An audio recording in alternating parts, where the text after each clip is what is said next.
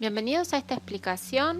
La idea es trabajar algunos aspectos centrales para comprender la producción pampeana y no solo la actividad económica en sí, sino también las características de esta región que, como hemos visto, concentra la mayor cantidad de la población y el PBI de la Argentina.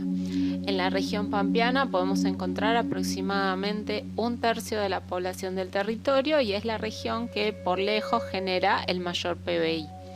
Esto es fruto de una serie de decisiones que fueron tomadas históricamente desde el siglo XIX en adelante y que marcaron el predominio de esta región sobre las demás a nivel productivo, a nivel económico. Por eso los invito a comenzar trabajando un poco con el contexto histórico. Nos tenemos que situar en la segunda mitad del siglo XIX, en un mundo marcado por la revolución industrial que se venía desarrollando sobre todo en Europa, pero también en Estados Unidos, y que plantea una división internacional del trabajo. Como su nombre lo indica, lo que se buscaba era dividir las tareas productivas entre los países del mundo. Se consideraba que cada uno debía especializarse en aquella producción que pudiera ser con mayor eficiencia, a un menor costo y con mayor rapidez. La División Internacional del Trabajo planteó dos grupos de países. Por un lado, un grupo de productores de manufacturas y por otro, aquellos países que se iban a encargar de abastecer de materias primas a la industria, pero también de alimentos a la creciente población urbana de las ciudades industriales, sobre todo europeas. Dentro del primer grupo se van a ubicar los países industrializados de Europa, como Inglaterra, Alemania, Bélgica, Italia, en menor medida Francia, y también los Estados Unidos, sobre todo las colonias del este del país.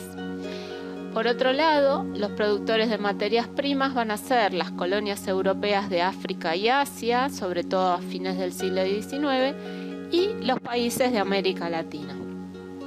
Dentro de este último conjunto vamos a encontrar a Argentina, que desarrolla lo que se llamó el modelo agroexportador.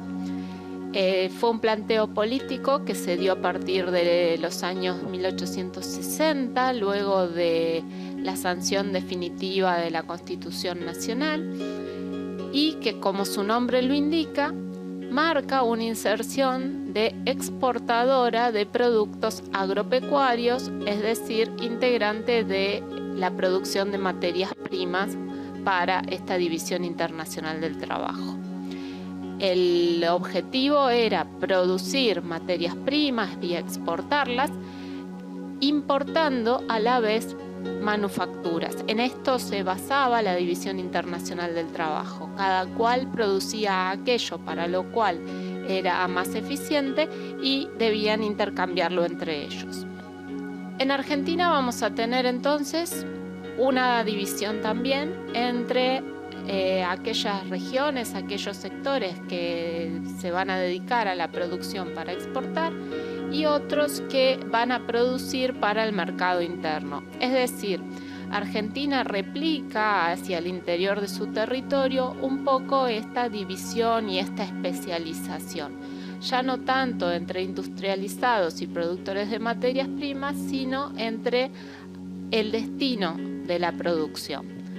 En el caso de la producción para exportar, se va a centrar en la región pampeana, en la exportación de carnes y cereales sobre todo, que fue lo que llevó por un lado a la denominación de granero del mundo para Argentina y también que la hizo famosa por sus carnes de excelente calidad. La región pampeana tenía la posibilidad de producir gracias a sus suelos extremadamente fértiles y a la benevolencia de su clima, que vamos a trabajar en un ratito.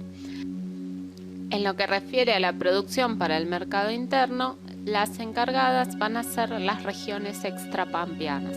Esto quiere decir todas aquellas regiones que no son la región pampeana. Hablamos del nordeste, del noroeste, de Cuyo, de la Patagonia y de las sierras pampeanas. Se van a destacar algunas producciones muy típicas de las distintas regiones, por ejemplo, el azúcar en el noroeste o la vitivinicultura, la producción de vid y vino en Cuyo. Si bien hubo algunas regiones que tuvieron productos exportables, como el ciclo del tanino en el Chaco o la lana en la Patagonia, la región claramente exportadora fue la región pampeana. Entonces, cuando comenzaron a llegar las inversiones que eran necesarias para el desarrollo de ese modelo agroexportador, la mayoría de ellas se concentraron en la región pampeana. Podemos ver un mayor desarrollo, por ejemplo, de la red ferroviaria en esta región que en las demás regiones, y a la vez creció mucho la población con el asentamiento de inmigrantes que venían sobre todo de Italia, de España, inmigrantes europeos que llegaban a la Argentina. Es por eso que el mercado interno era sobre todo la región pampeana, es decir, las regiones extrapampeanas se dedicaron principalmente a abastecer a la población creciente de la región pampeana. Analicemos algunos aspectos del modelo, algunas decisiones políticas que fueron tomadas en relación a esta inserción productiva en el mercado mundial.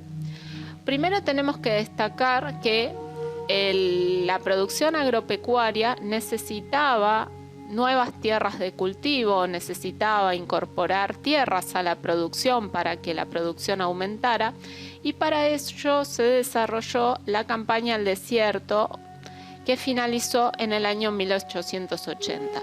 Se incorporaron de esta manera una serie de tierras que estaban en poder de los pueblos originarios. Las campañas fueron militares, se reconoce al general Roca como su principal impulsor y representaron para los pueblos originarios una aniquilación y una negación de su cultura. Lo cierto es que para la economía agroexportadora implicó una gran cantidad de tierras que fueron rápidamente puestas en producción agrícola, pero sobre todo ganadera, en el sur de la provincia de Buenos Aires, sur de Córdoba, sur de Santa Fe, y se incorporó también la porción pampeana de la provincia de La Pampa. La producción se planteó como extensiva. Esto quiere decir que está basada justamente en la extensión de la tierra y que hay muy poca inversión de capital. Cuando la producción necesitaba ser aumentada, cuando se quería aumentar la cantidad de productos, simplemente se ponían más tierras en trabajo, se cultivaban más tierras. La inversión de capital tenía que ver con el alambrado de los campos, la construcción de molinos para extraer el agua subterránea, y hubo inversiones en ferrocarriles a cargo de empresas británicas para poder llevar la producción al puerto. Pero para los actores productivos, para el chacadrero, para el ganadero, la inversión era muy escasa. Simplemente se trabajaba la tierra, se dejaba que los cultivos crecieran, que las vacas pastaran y luego se vendían.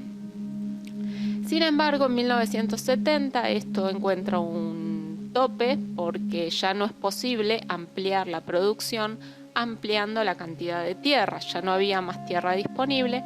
Por lo tanto, se planteó una intensificación de la producción y esto implicó una mayor inversión de capital. Lo que se busca es producir más en la misma cantidad de tierras. Para eso hubo una serie de mejoras tecnológicas que se aplicaron para aumentar la productividad tanto de los cultivos como de la actividad ganadera. La producción pampeana entonces tiene una relación directa con su clima, decíamos.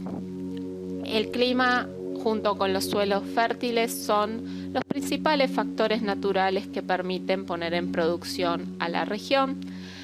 El clima templado se caracteriza por tener estaciones del año muy marcadas y esto va a afectar claramente al tipo de cultivo y a la vez es un clima húmedo con precipitaciones suficientes y regulares durante todo el año. Es decir, en general llueve todo el año, si bien podemos encontrar que hay ciclos de sequía e inundación, es decir, ciclos de años secos, 3-4 años secos contra 3 o 4 años muy lluviosos que pueden generar inundaciones.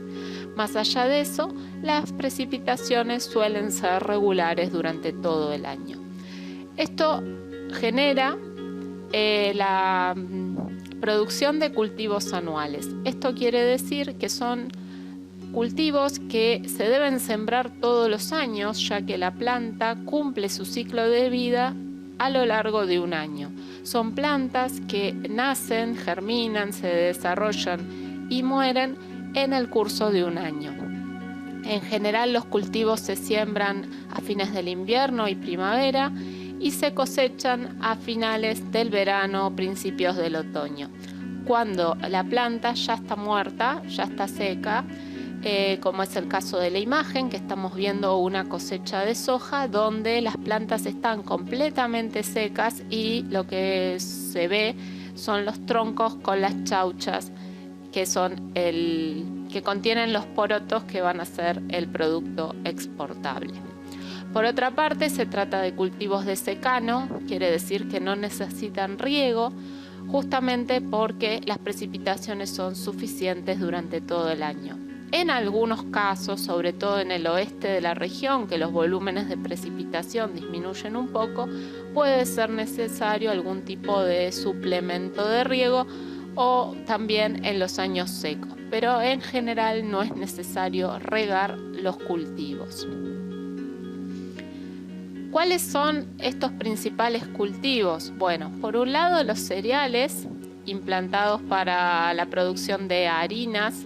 Tenemos en la imagen un campo de trigo, pero también el maíz, la avena, el centeno, el sorgo. El segundo tipo de cultivos predominantes van a ser las oleaginosas. En la foto tenemos un campo de girasol, pero también en la anterior diapositiva veíamos un campo de soja, que van a ser las principales oleaginosas. Estas plantas se destinan a la producción de aceites. Y, por ejemplo, el aceite de soja es hoy uno de los principales productos exportados de Argentina hacia el mundo. Por último, tenemos una serie de cultivos llamados forrajeras que sirven para la alimentación del ganado. Se habla de pasturas mejoradas que favorecen el engorde de los animales, sobre todo de los vacunos, a campo. Esto quiere decir que la vaca va pastando y va engordando en el propio campo. Para terminar, podemos decir que estas tres imágenes nos ilustran las 4 fases por las que pasaba una rotación de cultivos con ganadería típica del modelo agroexportador y que se utilizó hasta la década de 1970. Con la intensificación de la actividad, esta rotación de cultivo dio lugar a nuevas formas de producción. Básicamente, el objetivo de la rotación de cultivo era evitar el agotamiento del suelo. Para ello, se cultivaban cereales que eran exportables, se solía alternar entre trigo y maíz, 2 o 3 años.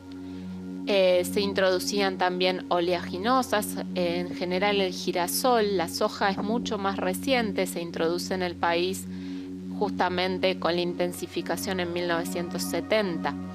Se van rotando los cultivos para evitar el agotamiento del suelo, ya que cada uno de estas especies tiene requerimientos especiales de nutrientes y a la vez contribuye a la fijación de distintos nutrientes en el suelo. No obstante, el cultivo continuo, aunque sea de especies alternadas, va degradando el suelo y por eso debe entrarse en una fase de descanso. Antes del descanso se implantaban pasturas, las forrajeras que tenemos en el tercer caso, para la alimentación del ganado. La introducción del ganado marcaba el descanso del suelo porque por un lado se dejaba prosperar la vegetación natural que iba devolviendo las propiedades al suelo, y por otra parte el ganado generaba un doble proceso de abonado. Por un lado por sus propios residuos y desechos, ¿sí? La defecación, pero por otro lado por el pisoteo, que lo que hacía era introducir en el suelo los pastos que se iban muriendo con el cambio de estación. En general hay pastos de invierno que se mueren en verano y pastos de verano que se mueren en invierno, y son un aporte natural de materia orgánica muy importante para el suelo. Durante el modelo agroexportador entonces y hasta la década de 1970 se producía con rotación de cultivo, y esto permitió la conservación de la fertilidad del suelo, y a la vez se generaban varios productos exportables, sobre todo los cereales, pero también las carnes.